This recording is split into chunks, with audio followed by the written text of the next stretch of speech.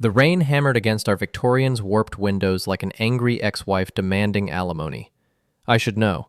I process insurance claims for a living, and weather damage always brings out the worst in people. But tonight, as I sat in our half-renovated kitchen, nursing my third bourbon, it wasn't the storm outside that had me rattled. It was the glowing screen of Dani's iPad, carelessly left unlocked on the granite countertop we'd fought about buying last spring. Last night was incredible. Same time next week? Can't wait to feel you again. Z. My wife Danielle had been at her girls' night workout until nearly 2 a.m. Again. Third time this month. I'd always been the trusting type. Hell, maybe the stupid type. But even I couldn't ignore the obvious anymore. I'm Evan Miller, 38 years old, and I've spent the last 15 years of my life believing I was married to my college sweetheart. Turns out, I was just married to someone who'd gotten very good at lying. Dani's a personal trainer at Pinnacle Fitness, the kind of woman who turns heads at the grocery store and makes other wives grip their husband's arms a little tighter. Me? I'm the guy who processes their insurance claims when those husbands rear-end someone while rubbernecking. The front door slammed, followed by the familiar click of Dani's heels on our hardwood floors. She stumbled into the kitchen, her blonde hair mussed, makeup smeared, reeking of gin and something else. Cologne I didn't recognize. "Hey, baby," she slurred, pressing herself against me with the kind of desperate affection that screams guilt. "Miss me?" "Always do," I lied, closing the iPad with one finger. "How was girls' night?" "Oh, you know. Same old, boring stuff. Jen's drama with her ex, Sarah's diet complaints." Her hands wandered down my chest. "But I'm here now, with my sexy husband." She'd never called me sexy before in her life. "Rough workout at the gym?" I asked, watching her face carefully. Something flickered in her eyes. Panic, maybe guilt. "What do you mean?" "You smell like you've been sweating." I paused. "A lot." Dani's face hardened. "Are you interrogating me, Evan? Because if you don't trust me to have a night out with my friends, maybe we need to talk about what kind of marriage we have." "Maybe we do." The slap came fast and sharp, my cheek burning as she stormed out. I heard her heels on the stairs, then the slam of our bedroom door. I sat there for a long moment, touching my face, staring at that iPad. Z. Had to be Zane Bishop. Zane was Dani's ex from high school, the golden boy quarterback who'd gotten a football scholarship to state before blowing out his knee junior year. Now he owned half the commercial real estate in town and drove a Porsche that cost more than I made in 2 years. He was everything I wasn't. Tall, broad-shouldered, confident, and apparently very good at stealing other men's wives. I poured another bourbon and opened the iPad again. If Dani wanted to play games, I could learn the rules.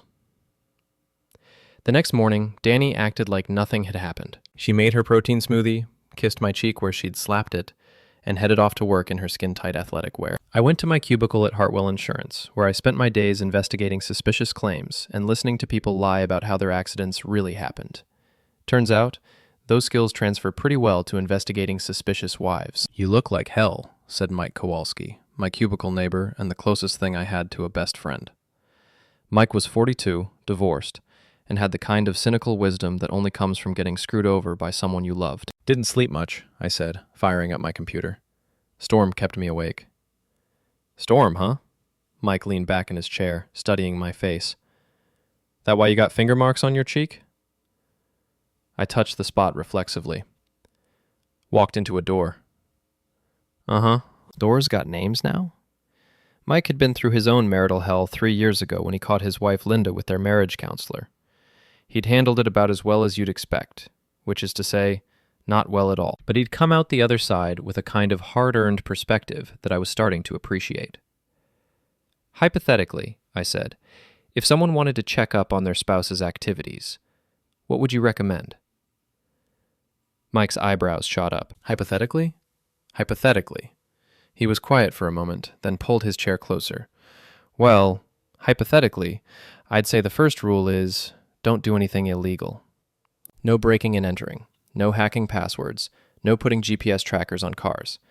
But if someone left their social media logged in on a shared computer, well, that's just careless." "What else?" "Patterns. Cheaters are creatures of habit. Same days, same times, same excuses. They think they're being clever, but they're usually just predictable. He paused. And they always get sloppy eventually. Always. I spent my lunch break driving past Pinnacle Fitness. Dani's car was there, along with a familiar silver Porsche. Through the floor-to-ceiling windows, I could see them on adjacent treadmills, laughing about something. Zane reached over and touched her arm. She didn't pull away. That afternoon, I got a text from Mrs. Colburn, our 70-year-old neighbor who knew everyone's business better than the FBI. Evan, dear, I hope you don't mind me mentioning this, but I saw Dani's car parked at the Riverside condos very late last night. I was up with my arthritis and happened to look out the window. I thought maybe you two had a date night? Such a romantic building with all those lights. The Riverside condos, where Zane lived in his glass and steel penthouse, looking down on the rest of us like a king surveying his kingdom. I texted back, "Thanks for letting me know." Must have been someone else's car. But we both knew better. That evening, Dani announced she was going out again. "Jen's having a crisis," she said, checking her makeup in the hallway mirror. "Girl code, I have to be there for her." "Of course," I said. "What kind of crisis?" "Relationship stuff. You wouldn't understand." She was right about that. I was starting to understand a lot of things I'd been blind to before. After she left, I opened her laptop.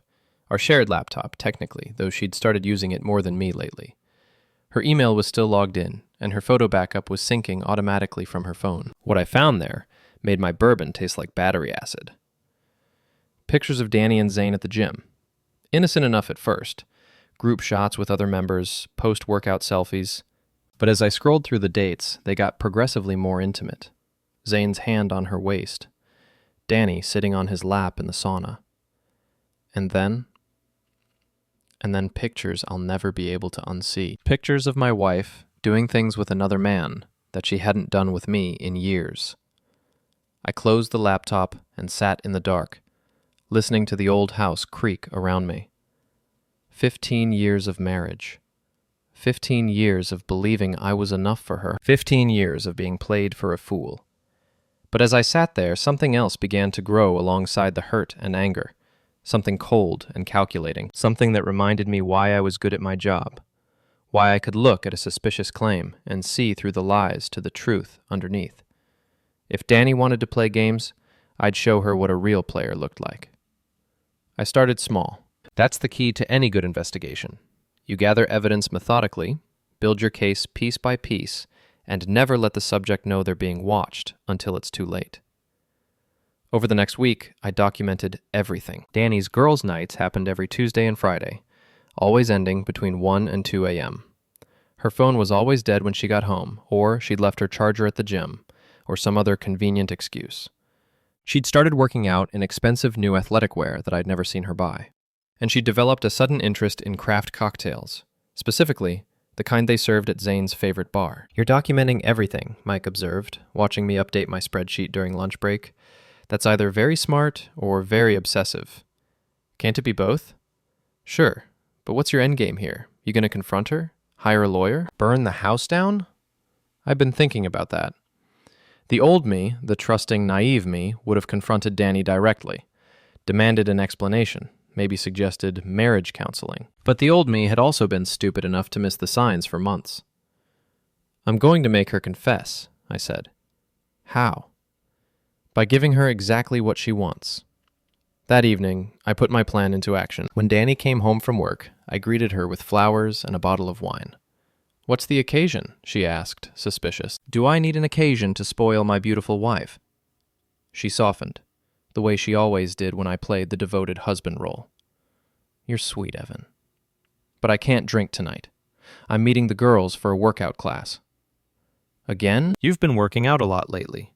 I'm trying to get in shape for summer. You want me to look good, don't you? You always look good to me." I paused, as if struck by inspiration. "You know what? I should start working out too. Maybe I could join you sometime." The color drained from her face. "Oh, you don't want to do that. It's really intense. Lots of advanced stuff. You'd probably get hurt." "I'm not that out of shape." "I didn't mean—" She caught herself, forced a smile. "It's just that this is my thing, you know? My time with my friends. You have your poker nights with Mike." I hadn't played poker with Mike in 6 months, but I let it slide. "Of course," I said. I just thought it might be fun to spend more time together. We spend plenty of time together. Do we? Something flickered in her eyes. Guilt, maybe, or fear. What's that supposed to mean? Nothing. Just that I miss you sometimes, even when you're here. She kissed me then, soft and sweet, the way she used to when we were dating. I love you, Evan. You know that, right? I know. But as I watched her leave that night, I wondered if she'd ever really meant those words, or if they were just another lie in a marriage built on deception. I waited until her car disappeared around the corner, then grabbed my keys. Time for some field reconnaissance. The Copper Tap was Zane's hangout, a faux Irish pub where the town's successful men went to drink expensive whiskey and talk about their expensive problems. I'd never fit in there before, but tonight I wasn't trying to fit in. I was trying to gather intelligence. Zane was holding court at his usual table, surrounded by his usual crowd of sycophants and wannabes. He was bigger than I remembered, the kind of guy who'd clearly never stopped working out after his football dreams died. The kind of guy who wore his shirt a size too small to show off his physique. I ordered a beer and found a corner table where I could observe without being noticed. Zane was drunk, loud, and apparently very proud of his latest conquest. You guys don't understand, he was saying to his audience. It's not about the sex, though that's incredible. It's about the challenge. Taking something that belongs to someone else. Proving you're the alpha. One of his friends laughed. Careful, Z. You're gonna get yourself in trouble one of these days. With who? Her husband? Zane snorted. Guy's a pencil pusher. Probably doesn't even know what he's got at home, let alone how to keep it. Still, man. Married women are dangerous. They get attached. Not this one. She knows the score. We're just having fun. He took a long drink of his whiskey. Besides, if she wanted to leave him, she would have by now. This arrangement works for everyone. I finished my beer and left before I did something stupid. But as I drove home through the empty streets of our little town, Zane's words echoed in my head. This arrangement works for everyone. We'd see about that. The next Friday, I decided to pay Pinnacle Fitness a visit. I'd never set foot in the place before. It was too expensive, too trendy, too full of people who looked like they belonged on magazine covers. But I had a right to be there. After all, I was paying for Dani's membership. The gym was everything I'd expected. Gleaming equipment, floor-to-ceiling mirrors, and the kind of aggressive air conditioning that made you feel like you were working out in a meat locker. I signed up for a day pass and wandered around, trying to look like I belonged. I found them in the free weight section. Dani was doing squats while Zane spotted her, his hands hovering near her hips in a way that was definitely not professional. They were laughing about something, completely absorbed in each other, oblivious to the world around them. Evan? I turned to find Dani staring at me in horror. What are you doing here? Working out, I said, gesturing to my borrowed gym clothes. You inspired me. Zane straightened up, sizing me up with the casual arrogance of a man who'd never been challenged in his life. You must be the husband, he said, extending a hand. Zane Bishop. I've heard a lot about you. I shook his hand, squeezing just a little harder than necessary. All good things, I hope. Of course. His smile was predatory. Dani talks about you all the time. Funny. She never mentions you. The smile faltered slightly. Well, we're just gym buddies, nothing worth mentioning. Right. I looked at Dani, who was standing frozen between us like a deer in headlights. Ready to work out together, honey? I thought you could show me your routine. I was just finishing up, she stammered. Maybe another time. Come on, don't let me interrupt. I'd love to see what all these late-night sessions are about. Zane's jaw tightened.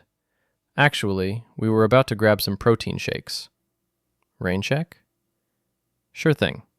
I smiled pleasantly. See you around, Zane. As they hurried toward the juice bar, I heard Dani hiss something urgent to Zane. He responded with a sharp gesture, clearly agitated. Whatever arrangement they had, my presence had just complicated it significantly. I worked out for another hour, making sure they could see me in the mirrors.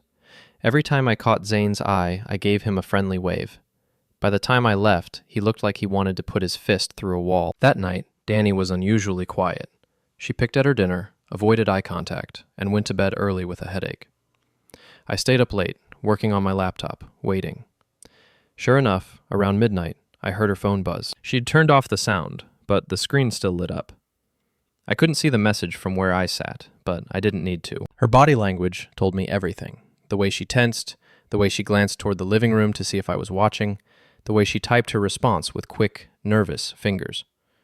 A few minutes later, she appeared in the doorway, wearing a robe. "I'm going to get some air," she said. "Can't sleep." "Want company?" "No, I'm fine. Just need to clear my head." She grabbed her keys and left. I waited 5 minutes, then followed. She drove straight to the Riverside condos, parking in the visitors section. I watched from across the street as she hurried into the building. The lights in Zane's penthouse were on, and I could see 2 silhouettes moving behind the floor-to-ceiling windows. I took pictures. Lots of them. Time-stamped, GPS-tagged, crystal clear. When I got home, I uploaded them to a secure cloud storage account and sent copies to my personal email. Then, I poured myself a bourbon and sat in the dark, thinking about what came next. The old Evan would have confronted them, would have demanded explanations and apologies, would have tried to save a marriage that was already dead. But the old Evan was gone. In his place was someone harder, smarter, and infinitely more dangerous. Someone who understood that the best revenge wasn't getting mad, it was getting even. And I was just getting started. Monday morning brought the first crack in their perfect little arrangement. I was at my desk processing a suspicious fire claim when Mike rolled his chair over with a cup of coffee and a shit-eating grin. "So," he said, settling in like he was about to share some premium gossip, "you hear about the drama at Pinnacle Fitness this weekend?" I looked up from my computer screen, the picture of innocent curiosity. "Drama? Oh man, you're gonna love this." Apparently, Zane Bishop got into it with some woman's husband in the parking lot Friday night. Security had to break it up. My pulse quickened, but I kept my expression neutral. "Really? What happened?" "Nobody knows for sure, but word is the husband caught Zane messing around with his wife, confronted him right there in front of everyone." Mike took a sip of his coffee, savoring the story. "They say Zane was so rattled he couldn't finish his workout." "Huh. Any idea who the husband was?" "Nah, but get this. Someone posted a video on the town Facebook group. Zane's standing by his Porsche, yelling at some guy we can't see, and then..." Mike started laughing. "Then his car alarm goes off. Turns out someone had keyed his car and triggered the panic button. Zane's jumping around like an idiot, trying to shut it off while half the gym's watching from the windows." I had to admire the storytelling. The truth was simpler. I'd followed them out after their workout, waited until they were having their heated conversation about my unexpected appearance, then used a key to scratch a small line along Zane's rear panel before hitting the panic button on his key fob with the signal amplifier I had ordered online. The crowd that gathered was just a bonus. "That's hilarious," I said. "Bet that put a damper on his evening." "Oh, it gets better." Apparently, his girlfriend, or whatever she was, took off the minute the commotion started, left him standing there looking like a complete tool. Dani had indeed fled the scene, probably terrified that someone would recognize her. She'd come home 20 minutes later, claiming she'd gone for a drive to clear her head. "Karma's a bitch," I said, turning back to my computer. "Ain't that the truth?" But Mike's story had given me an idea. If the town gossip network was already buzzing about Zane's troubles, maybe it was time to feed them some more material. That evening, I made my second visit to the Copper Tap. This time, I didn't hide in the corner. I walked right up to the bar, ordered a whiskey, and waited. Zane arrived 20 minutes later with his usual entourage, but something was different. He was on edge, constantly checking his phone, scanning the room like he expected trouble. When he saw me at the bar, he froze. I raised my glass in a friendly salute. "Zane, good to see you again." He whispered something to his friends and walked over, trying to project confidence, but failing. Up close, I could see the strain in his eyes, the tension in his jaw. "What are you doing here?" he asked quietly. "Having a drink. It's a free country." I took a sip of my whiskey. "Heard you had some car trouble the other night. That's rough. You know anything about that?" "Me? I'm an insurance guy. I know everything about car trouble." I smiled. "But if you're asking if I personally damaged your vehicle, the answer is no. Though I have to say, you might want to invest in better security. Lots of crazy people out there." Zane leaned closer, lowering his voice to a threatening whisper. "Listen to me very carefully. I don't know what game you think you're playing, but you need to back off. Some things are bigger than you understand." "Like what?" "Like the fact that your wife came to me. I didn't chase her. She chose me. And she keeps choosing me, every Tuesday and Friday night, because I give her something you can't. The words hit like a physical blow, but I kept my expression neutral. And what's that? Excitement. Passion. A real man who knows how to satisfy her. His smile was cruel. You want to know what she tells me about you? About how boring you are in bed? How she has to fake it just to get it over with? I set down my whiskey very carefully. That's an interesting story. It's not a story. It's the truth. And here's another truth. She's never going to leave you. You know why? Because you're safe. You're the backup plan. The reliable husband who pays the bills while she gets her real needs met elsewhere. Fascinating psychological analysis. Mock me all you want, but we both know I'm right. You can follow us around, key my car, play whatever little games make you feel better, but at the end of the day, she's still coming to my bed. He straightened up, confidence returning. So here's what's going to happen. You're going to go home, pretend this conversation never happened, and stop interfering in things that don't concern you. Because if I don't, then I'll have to explain to Dani why her husband is stalking us. And trust me, she won't like hearing that. Might even give her the push she needs to finally leave your pathetic ass. He walked away before I could respond, rejoining his friends with a swagger that said he'd just won a major victory. But as I finished my whiskey and headed home, I was smiling. Because Zane had just made two critical mistakes. First, he'd confirmed everything I suspected about their relationship. And second, he'd threatened me. Now I had justification for whatever came next. The opportunity came sooner than I expected. Wednesday evening, Dani announced she was meeting Jen for dinner and a movie. A new excuse, which meant they were getting sloppy. I waited until she left, then drove to Jen's house. Jen's car was in the driveway, and through the living room window, I could see her watching TV with her husband. She looked surprised when she answered the door. Evan? What are you doing here? Looking for Dani. She said you two had plans tonight. Jen's face went through a series of expressions, confusion, realization, then something that looked like panic. Oh, we had to cancel. Last minute thing. Really? She left the house 20 minutes ago. Maybe she went shopping? You know how she is about the mall. I nodded thoughtfully. The mall, of course. Well, if you talk to her, tell her I stopped by. As I walked back to my car, I could see Jen through the window, frantically dialing her phone. By the time I got home, Dani had 3 missed calls and a string of urgent text messages. She burst through the front door 40 minutes later, flushed and breathless. Where were you? I asked from the couch, not looking up from my book. The movie, I told you. How was it? Good. Really good. Jennifer loved it. That's weird. I stopped by Jen's house to see if you wanted me to pick up coffee on the way home. She said you two had canceled your plans. The silence stretched between us like a tightrope. Dani stood in the doorway, car keys still in her hand, trying to calculate her next move. She must have been confused, she finally said. We went to the late show. At 7:30? The theater was running behind. I closed my book and looked at her. Really looked at her. Her makeup was smudged, her hair was messed up, and there was a red mark on her neck that definitely wasn't there when she left. Dani, I said quietly, we need to talk. About what? About Zane. She went very still. What about him? About the fact that you're sleeping with him. For a moment, I thought she might confess.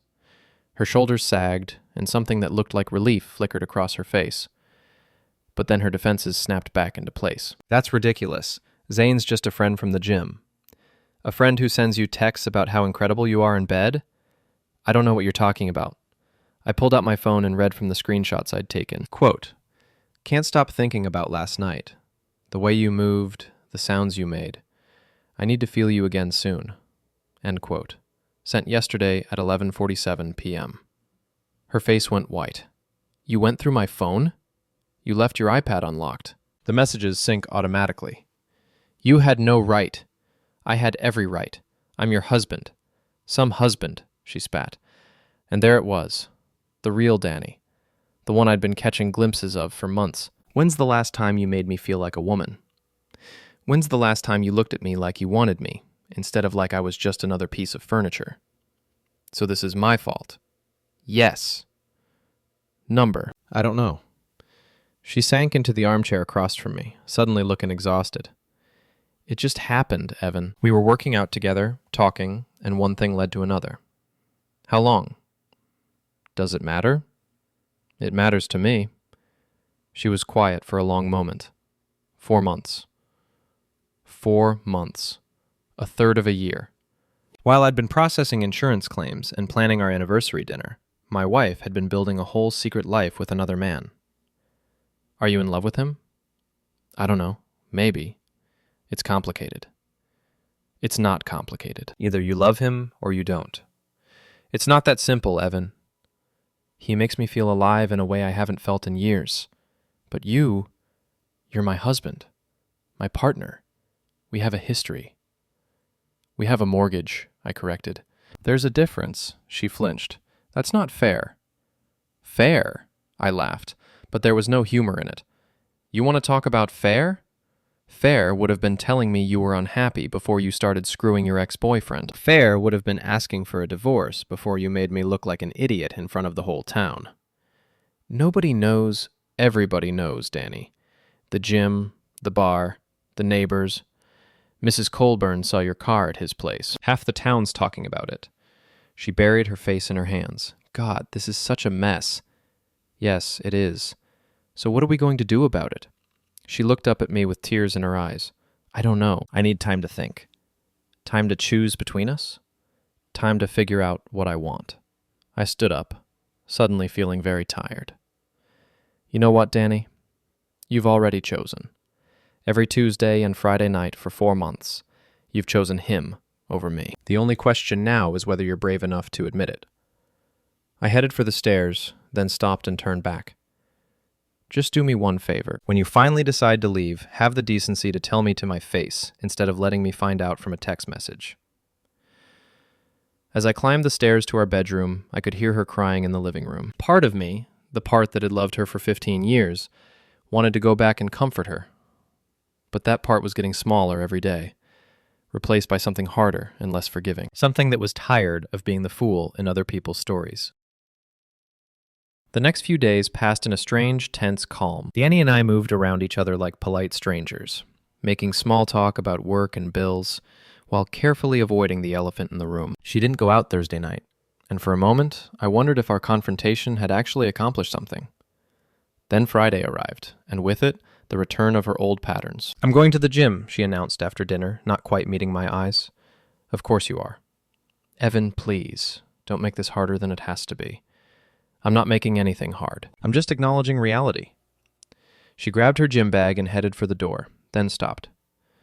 For what it's worth, I never meant for this to happen. But you're not going to stop it. She didn't answer, which was answer enough. After she left, I sat in the dark for a long time, thinking. The old me would have spent the evening drinking and feeling sorry for himself, but the old me was gone, replaced by someone with a much clearer understanding of how the world actually worked. I picked up my phone and called Mike. Hey, buddy. What's up? I need a favor, I said. Remember that friend of yours who works security at the Riverside condos? Tommy? Yeah, what about him? Think he'd be willing to do a little freelance work? There was a pause. What kind of freelance work? The kind that involves a camera and a parking garage. Jesus, Evan, you sure you want to go down this road? I'm already down this road, Mike. I'm just deciding how far to walk. Another pause. I'll make some calls. An hour later, my phone buzzed with a text from an unknown number. Mike says you need some documentation. $200 cash, no questions asked. You didn't get this number from me. I texted back, tonight. Silver Porsche, license plate ZB1247. Everything you can get. Consider it done. I spent the rest of the evening researching divorce lawyers and property laws. Massachusetts was an equitable distribution state, which meant everything would be split based on what was fair rather than a straight 50-50. The house, the cars, the savings accounts, all of it would be subject to negotiation. But there were ways to influence those negotiations. Adultery might not be grounds for divorce anymore, but it certainly played a role in determining alimony and asset distribution, especially when it could be thoroughly documented. My phone buzzed around midnight. A series of photos from Tommy. Dani's car entering the parking garage, Dani herself walking to the elevator. timestamps showing she'd arrived at 9:15 p.m. and was still there as of 11:45. Then, 20 minutes later, the money shot. Dani and Zane, on his balcony, clearly visible through the floor-to-ceiling windows, engaged in activities that left no doubt about the nature of their relationship. I forwarded the photos to my secure email account and deleted them from my phone. Then I poured myself a bourbon and waited. Dani came home at 1:30 a.m. with the same routine. Dead phone, exhausted from her workout, immediate shower to wash off the evidence. But this time, I was waiting in the bedroom when she came out of the bathroom. "Good workout?" I asked. She jumped, clutching her towel. "You scared me. I thought you were asleep." "Couldn't sleep. Too much on my mind." "Evan, about what we talked about the other night. You don't need to explain anything, Dani. I understand perfectly." Something in my tone made her wary. "What do you mean?" I held up my phone, showing her one of Tommy's photos. "I mean, I understand that you've made your choice." The color drained from her face. "Where did you get that? Does it matter? You had me followed? I had my marriage documented. There's a difference." She sank onto the edge of the bed, still clutching her towel. "What are you going to do?" "What do you think I'm going to do?" "I don't know. That's why I'm asking." I stood up and walked to the window, looking out at our quiet suburban street. "You know what the funny thing is? I actually thought about fighting for you. For us. I thought about suggesting counseling or a trial separation or whatever it would take to save our marriage. We could still, but then I realized something. You don't want to be saved. You want to have your cake and eat it too. You want the stability and security of marriage with the excitement of an affair. You want me to pay the bills while Zane provides the thrills." "That's not true," I turned back to her. "Isn't it? If you wanted to be with him, you'd leave me. If you wanted to be with me, you'd stop seeing him. But instead, you're trying to have both, and you're making me complicit in my own humiliation." Tears were streaming down her face now. I never meant for it to go this far. But it has gone this far, and now we both have to live with the consequences. "What consequences?" I smiled, but there was no warmth in it. "You'll find out." I grabbed my pillow and headed for the guest room, leaving her sitting alone on our bed, finally understanding that the game had changed, and I was no longer playing defense. The annual Riverside Charity Gala was the social event of the year in our little town, a chance for everyone to dress up, drink overpriced wine, and pretend they were more important than they actually were. Dani had been looking forward to it for months, had bought a new dress, made appointments for hair and makeup. She'd also assumed I wouldn't want to go, given the current state of our marriage. She was wrong. "You're coming?" she asked when she saw me putting on my tuxedo Saturday evening. "Wouldn't miss it. We bought the tickets months ago." "Evan, I don't think this is a good idea." "Why not? Afraid your boyfriend will be there?" She flinched. "He's not my boyfriend." "Right. He's your workout partner who you happen to sleep with twice a week. Much better." The gala was held at the Riverside Country Club, a sprawling Tudor-style building that overlooked the river. Half the town was there, dressed in their finest, air-kissing and networking like their lives depended on it. Dani tried to stay close to me at first, probably hoping to avoid any awkward encounters. But 20 minutes in, I spotted Zane across the room, resplendent in a custom tuxedo that probably cost more than my car. "I'm going to get some air," I told Dani. "I'll come with you." "No need. Mingle. Have fun. Isn't that why we're here?"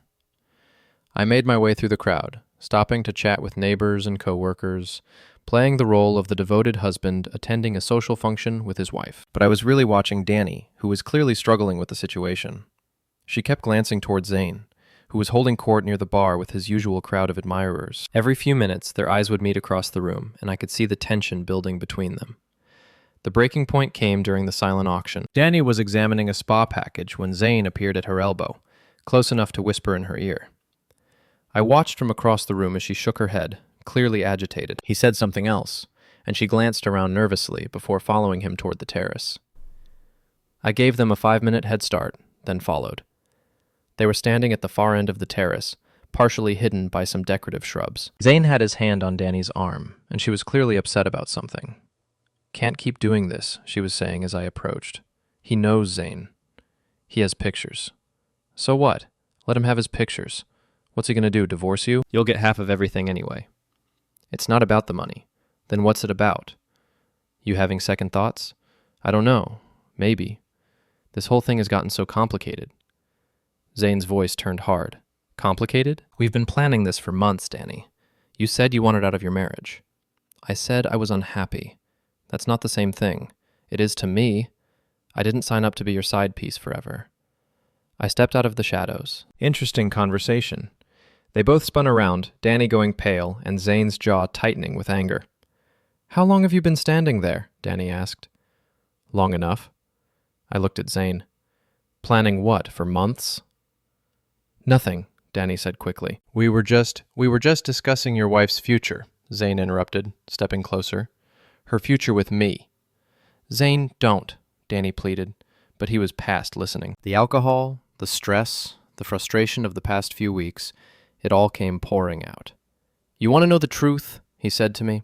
Your wife came to me 6 months ago. She said she was miserable, trapped in a dead marriage with a man who didn't appreciate her. She wanted out, but she was afraid of being alone. So you offered to help. I offered to give her what she needed. What you couldn't. And what was that? Everything. Passion, excitement, a real future. Not this small town, small time life you've trapped her in. I nodded thoughtfully. And in return? In return, she gets to be with a real man, instead of some pathetic insurance drone who can't even keep his own wife satisfied. The insult hung in the air between us. Around the terrace, other partygoers had started to notice our little drama, conversations stopping as people turned to watch. You know what's funny? I said, conversationally. I actually feel sorry for you. Zane laughed. Sorry for me? I'm the one who's been screwing your wife for 4 months. Exactly. You think you won some kind of prize, but all you really did was prove that you're the kind of man who has to steal what belongs to someone else because you can't build anything of your own. His face darkened. Watch your mouth. Or what? You'll hit me? In front of all these people? That would be perfect. The big, strong football hero beating up the pencil pusher because he can't handle the truth. What truth? I smiled. That she's never going to leave me for you. Because deep down, she knows what you really are. A has-been who peaked in high school and has been trying to recapture that glory ever since. Zane took a step forward, fists clenched. You don't know what you're talking about. Don't I? Tell me, Zane. What's your endgame here? You steal my wife, then what? You marry her? Start a family? Or do you just keep her around until someone younger and prettier catches your eye? Shut up.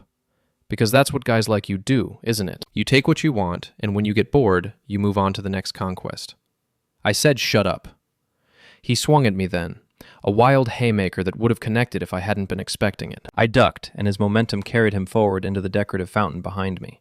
The splash was spectacular. Zane went down hard, his expensive tuxedo soaking up fountain water, while the crowd erupted in gasps and nervous laughter. Someone started clapping, and within seconds, half the terrace was applauding. I offered him my hand to help him up, but he slapped it away, struggling to his feet with as much dignity as he could muster. His hair was plastered to his head, his bow tie was crooked, and there was a lily pad stuck to his jacket. This isn't over, he said quietly. Yes, it is, I replied. You just don't know it yet. As he stalked off, dripping and humiliated, I turned to Dani. She was staring at me like she'd never seen me before. We should go, she said quietly. Probably a good idea. We made our way through the crowd, people stepping aside to let us pass. I could hear the whispers starting already, the gossip machine revving up for what would undoubtedly be the most talked-about incident in the town's recent history.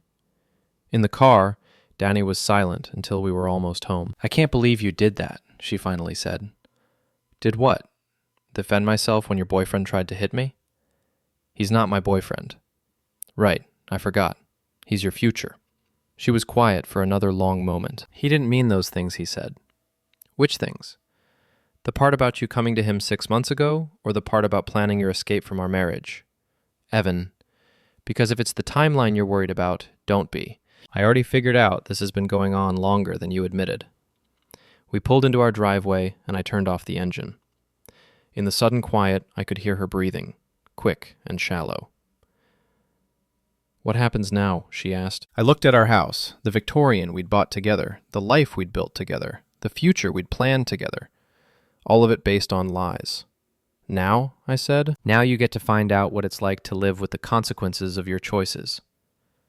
I got out of the car and walked into the house, leaving her sitting in the dark, finally understanding that her carefully constructed double life was about to come crashing down. And I was going to be the one holding the sledgehammer. Monday morning brought the fallout. My phone started ringing before I'd even finished my coffee. Friends, neighbors, co-workers who'd heard about the incident at the gala and wanted the inside story. I let them all go to voicemail. At the office, Mike was waiting with a grin and 2 cups of coffee. "So," he said, settling into his chair, "heard you had an interesting weekend." News travels fast in this town. Like wildfire. Tommy Morrison was there.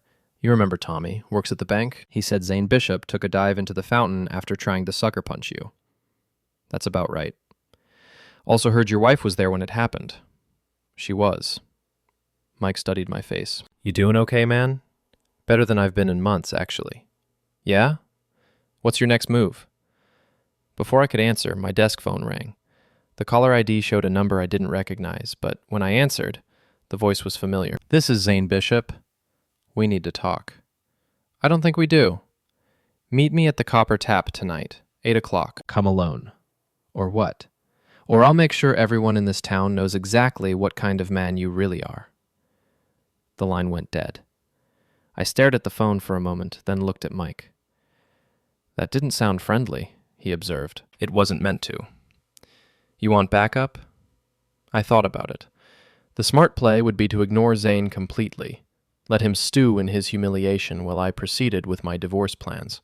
But something in his voice suggested he wasn't going to let this go quietly. Maybe, I said, but not the kind you're thinking.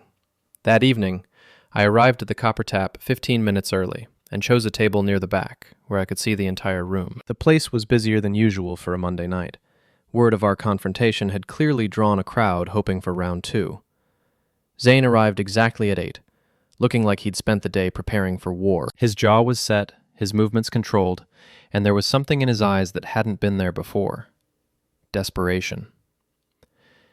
He sat down across from me without being invited. You think you're pretty clever, he said, without preamble. I think I'm pretty tired of being made a fool of. You want to know what your wife really thinks of you? I think I have a pretty good idea. He pulled out his phone and set it on the table between us. She's been texting me all day. Want to hear what she's been saying? Before I could respond, he started reading. Quote, I can't believe Evan embarrassed us like that. Everyone's talking about it. I don't know how to face people. End quote. He swiped to the next message. Quote, maybe we should just run away together, start over somewhere new. I'm so tired of pretending. End quote. Each word was like a knife, but I kept my expression neutral. Interesting. There's more. Quote, I never loved him the way I love you. I was just too scared to admit it. End quote. He set the phone down and leaned back, satisfied. So you see, all your little games, all your amateur detective work, none of it matters. She's already chosen me. I nodded slowly. You know what's funny about text messages? What? They're so easy to fake. You can make them say anything you want. His confidence wavered slightly. These are real. Are they? Because I've been getting some interesting messages too. I pulled out my own phone. Want to hear what she told me this afternoon? I started reading from a conversation I'd had with Dani just hours earlier. Quote, I made a terrible mistake. I don't know what I was thinking. I want to fix this. End quote. Zane's face darkened. Bullshit. Quote, Zane was just a fantasy. You're my real life. I choose you. End quote. She didn't say that. Quote, I'm going to block his number and never see him again. Can you forgive me? End quote. He grabbed for my phone, but I pulled it back. Easy there, champ. Wouldn't want you to take another swim.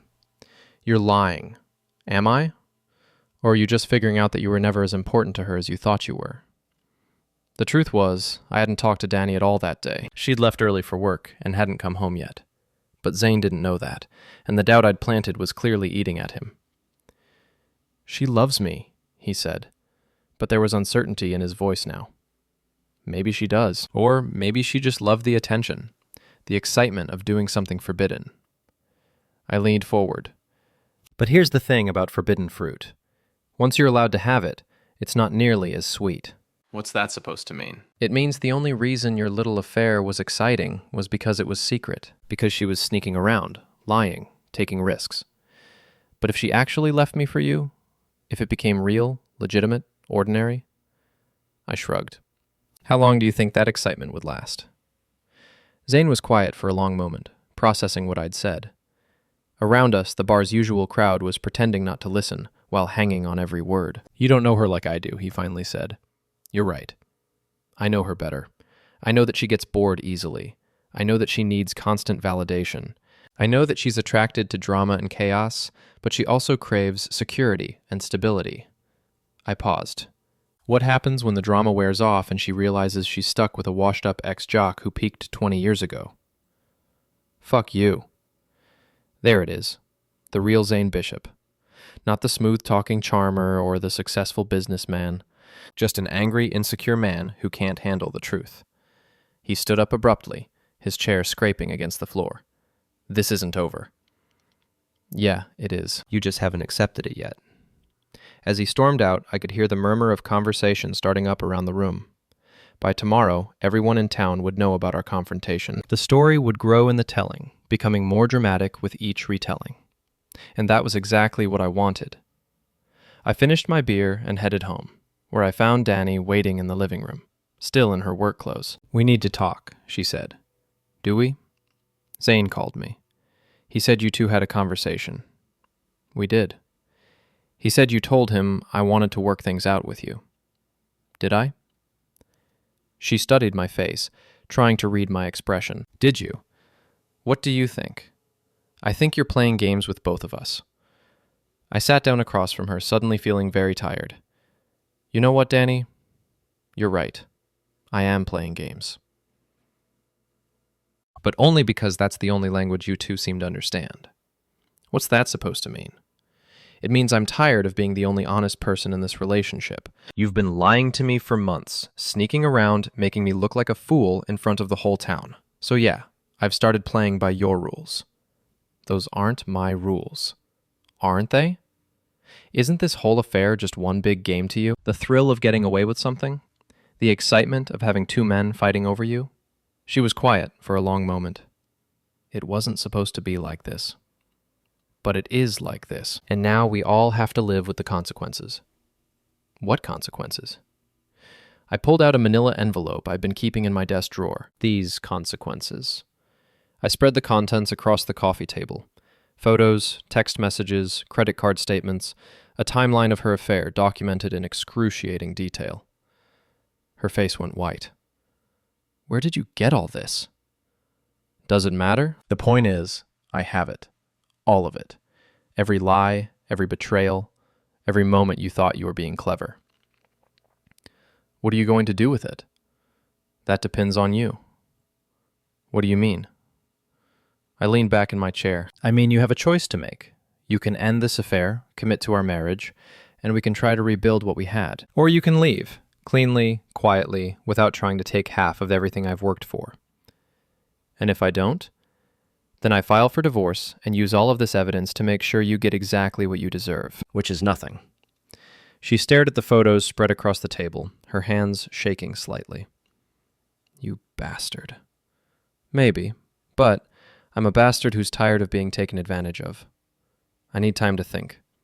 You've had 4 months to think. Time's up. She gathered up her purse and headed for the door. I'm going to stay at Jen's tonight. Good idea. Give you a chance to figure out what's really important to you. After she left, I sat in the quiet house, looking at the evidence of my wife's betrayal spread across the coffee table. Part of me felt guilty about the ultimatum, about the manipulation, about the way I'd played Zane and Dani against each other. But mostly, I felt relieved. For the first time in months, I was in control of my own life, and I intended to keep it that way. I didn't hear from Dani for 3 days. No calls, no texts, no attempts to come home and get more of her things. It was like she'd simply vanished from my life, leaving behind only the ghost of our failed marriage. On Thursday evening, my phone finally rang. But it wasn't Dani. It was Jen. Evan? We need to talk. About what? About Dani. About what you're doing to her. I almost laughed. What I'm doing to her? She's been crying for 3 days straight. She can't eat, Can't sleep. She's a mess. I'm sorry to hear that. Are you? Because from where I'm sitting, it looks like you're enjoying this. Jen, let me ask you something. How long have you known about the affair? There was a long pause. I don't know what you're talking about. Sure you do. You've been covering for her for months, providing alibis, lying to me when I called looking for her. You've been complicit in this whole thing. I was being a good friend. You were being an accomplice. There's a difference. Another pause. She loves you, Evan. She made a mistake, but she loves you. Does she? Because from where I'm sitting, it looks like she loves the idea of having two men fighting over her more than she loves either one of us. That's not true. Isn't it? She could have left me months ago if she really wanted to be with Zane, but she didn't. She wanted to keep both of us on the hook, playing us against each other while she figured out which option was better. You're being cruel. I'm being realistic. And if you're really her friend, you'll tell her to make a decision before I make it for her. I hung up and poured myself a bourbon. Outside, the first snow of the season was starting to fall, coating our quiet suburban street in pristine white. It looked peaceful, innocent, nothing like the chaos that had been consuming my life for the past few months. My phone buzzed, with a text from an unknown number. Meet me at the old railway yard. Midnight. Come alone. I stared at the message for a long moment, then typed back, "Who is this?" The response came immediately. You know who. Time to finish this. Zane. Of course. He'd probably spent the last 3 days stewing in his own anger and humiliation, working himself up to some kind of final confrontation. The smart thing would be to ignore him, maybe call the police if he kept harassing me. But I was tired of being smart, tired of being cautious, tired of letting other people control the narrative of my life. I texted back, "See you there." The railway yard had been abandoned for 20 years, a rusting monument to the town's industrial past. Weeds grew through the gravel, and old boxcars sat on dead tracks like sleeping giants. It was the perfect place for the kind of conversation that couldn't happen in public. I arrived early and parked behind a maintenance shed, where my car wouldn't be visible from the main access road. The snow was falling harder now, muffling sound and limiting visibility. I pulled my coat tighter and walked toward the center of the yard, where a circle of old floodlights created a natural arena. Zane was already there, pacing back and forth like a caged animal. He looked like he hadn't slept in days. His hair was disheveled, his clothes wrinkled, and there was a manic energy in his movements that set off alarm bells in my head. "You came," he said when he saw me approaching. "You asked me to." "I wasn't sure you would. Thought you might send the cops instead." "Why would I do that?" "Because you're a coward. Because you've been hiding behind lawyers and private investigators instead of facing me like a man." I stopped about 10 feet away from him, close enough to talk but far enough to react if he tried anything stupid. "What do you want, Zane?" "I want you to admit the truth." "Which truth is that?" "That you never deserved her, that you took her for granted, ignored her, treated her like property instead of a woman." "And you treated her better?" "I treated her like a queen. I made her feel beautiful, desired, alive." "Things you never did." "By sneaking around behind my back." "Very romantic." He took a step closer, his hands clenched into fists. "You want to know what she told me?" "She said being with you was like being married to a ghost, that you went through the motions of being a husband without ever really being present." The words stung because there was truth in them. I had been distant, distracted, taking our marriage for granted. But that didn't justify what they'd done. So instead of talking to me about it, she ran straight to you. She tried to talk to you. You weren't listening. And I was everything you weren't. Passionate, attentive, exciting. Available, I added. Don't forget available. That's the most important quality in a good affair partner. His face darkened. You think this is all a joke? I think it's pathetic. Two grown adults sneaking around like teenagers, lying and scheming and hurting people because they're too selfish to deal with their problems honestly. At least we felt something. At least we were alive. You were destroying a marriage. There's a difference. He laughed, but there was no humor in it. What marriage? You two were roommates, not lovers. She told me she couldn't remember the last time you looked at her like you actually wanted her. And now? Where is she now, Zane? If you were so perfect together, why isn't she here with you instead of hiding at her friend's house? Because you manipulated her. You played mind games, made her feel guilty for being happy. I told her the truth, that she had to choose between us. And she chose you. The words hung in the air between us. He'd said them like an accusation, but I could hear the pain underneath. Did she? I asked quietly. She said she wanted to work things out. Said the affair was a mistake. And you believed her? He was quiet for a long moment, his breath visible in the cold air. She loves me. Maybe she does, but she loves the idea of security more. What's that supposed to mean? It means she's not choosing me, Zane. She's choosing the path of least resistance, the safe option, the one that doesn't require her to give up her comfortable life or face the judgment of her friends and family. You're wrong. Am I? When's the last time she called you, texted you, made any effort to see you? His silence was answer enough. She's cutting you loose, I continued, probably telling herself it's because she realized she loves me, but really it's because the affair stopped being fun once it became public. Once there were consequences. Shut up. The excitement is gone, Zane. The thrill of doing something forbidden, the rush of getting away with it, all of it disappeared the moment people started talking. And without that excitement, what's left? I said, shut up! He lunged at me then, but I was ready for it. I sidestepped his charge and he stumbled past me, his momentum carrying him into the side of a rusted boxcar. He bounced off the metal with a dull clang and spun around, blood trickling from a cut on his forehead. Feel better? I asked. He wiped the blood from his face and stared at it on his hand. This isn't over. Yes, it is. It's been over for days. You just haven't accepted it yet. She'll come back to me. When she realizes what a mistake she's making, she'll come back. Maybe. But do you really want her to? Do you want to spend the rest of your life wondering if she's only with you because I wasn't good enough? Wondering if she's already looking for the next exciting distraction? He didn't answer, but I could see the doubt in his eyes, the same doubt I'd been planting for days, growing like a cancer in his certainty. Go home, Zane. Find someone who actually wants to be with you, instead of someone who's just using you to feel better about her own life.